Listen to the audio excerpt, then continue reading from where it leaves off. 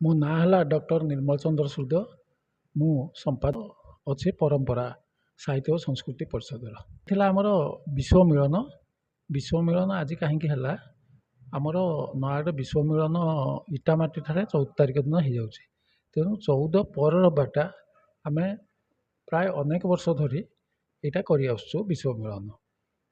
विश्व मिलन कर सारस्वत समारोह कर राज्य स्तरीय कविता पाठ सब कर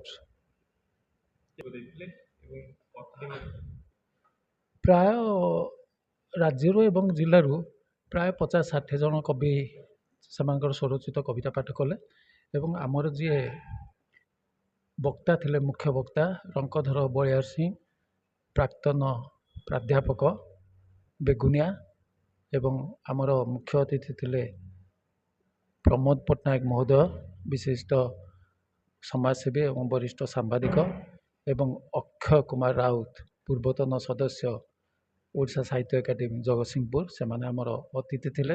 एवं से आमर भाषा साहित्य किपरि जनमानस को छुई पारिबो एवं किभଳି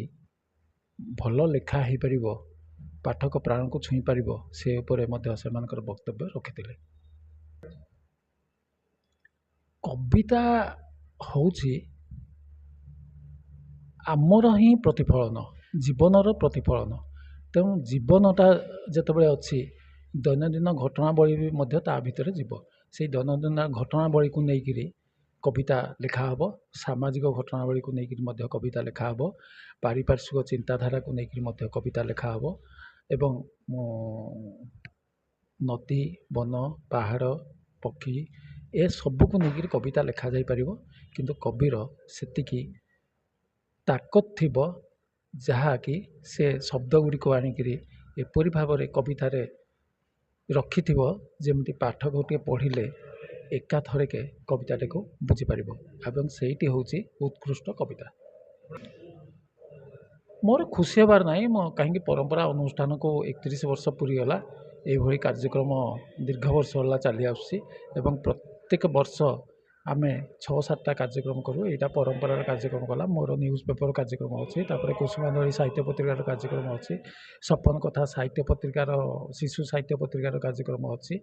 सृजनिका आउ गोटे मोर अनुष्ठान तार मध्य कार्यक्रम अच्छी एमती मोर कार्यक्रम वर्ष सारा प्राय 6-7 थर चलुची। तेणु मोर खुशी श्रद्धा करती जी भल पाती से अनुसार कवि मैंने आसती एवं मु जहाँ करे मु निजे आनंद अनुभव करे से मोर दुखर तिले मात्र प्रश्न नहीं।